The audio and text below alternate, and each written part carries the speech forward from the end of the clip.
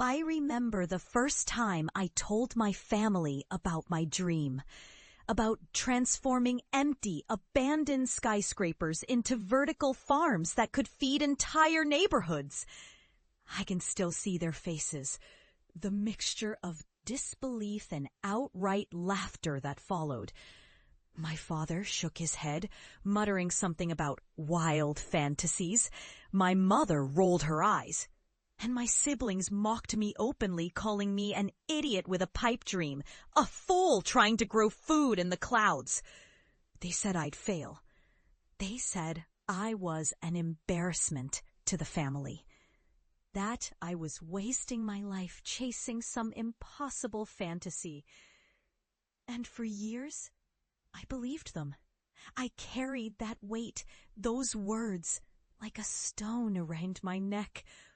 But I refused to give up, being framed by someone I trusted, a colleague I once considered a friend, who sabotaged my project, took my reputation, and left me branded as reckless and irresponsible. I was ousted from a major civil engineering job, cast aside with nothing but my vision and a burning desire to prove everyone wrong. I poured myself into my work, into the idea that no one believed in. I worked in solitude, often nights and weekends, building prototypes, seeking investors, convincing city officials who laughed at my plans to give me a chance.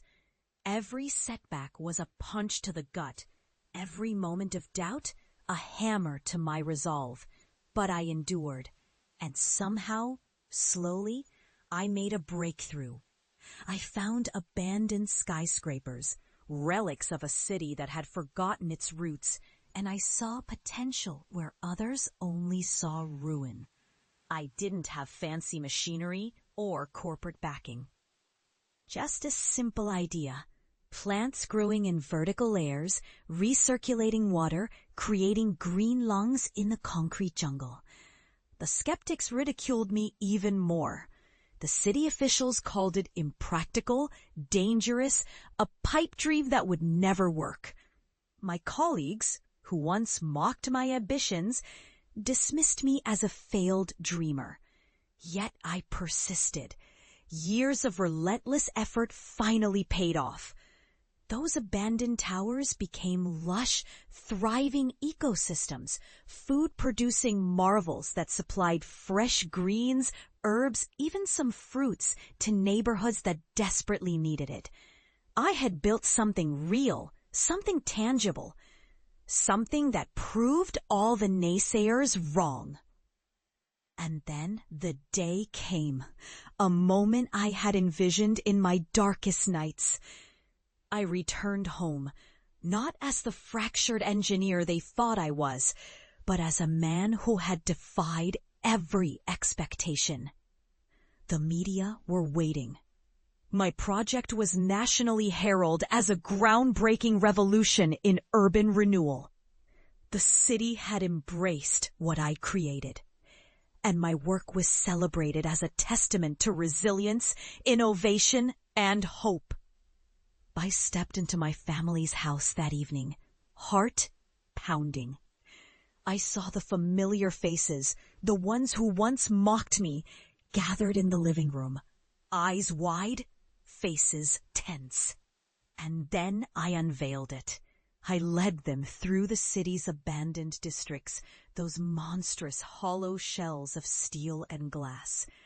Together, we walked inside what was once a derelict skyscraper. I pushed open the massive doors, and their jaws dropped.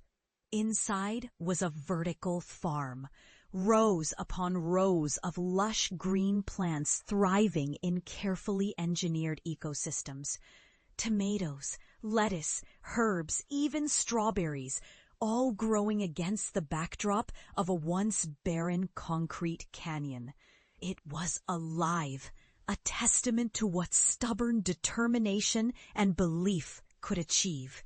Their faces paled as they saw what I had created. My father looked like he'd seen a ghost. My mother's eyes welled with tears, and my siblings, they were speechless. I turned to them, my voice steady but tremulous with emotion. This is what I've been working for.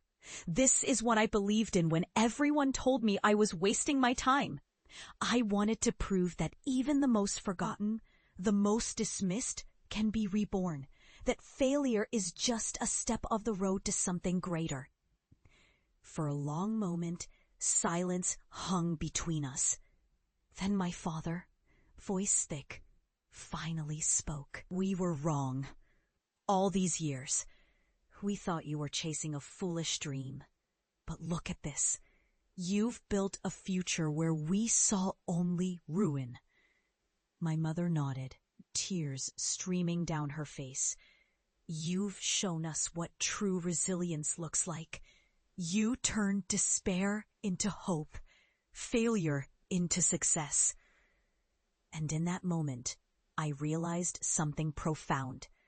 Their ridicule was comfortless, their dismissiveness a shield for their own fears, their inability to see beyond the limited horizon of their expectations.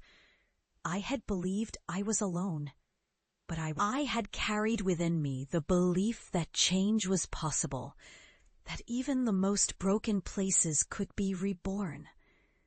This project wasn't just about growing food. It was about transforming doubt into conviction, rejection into acceptance, failure into triumph.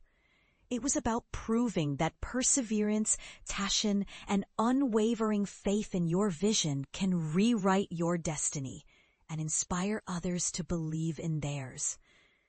As I stood there, surrounded by my family's silence, I felt a profound sense of peace. I had finally earned their respect, not through words, but through tangible proof of what I had built. And more than that, I had learned a lesson that no one could ever take away. Your dreams are worth fighting for, no matter how impossible they seem.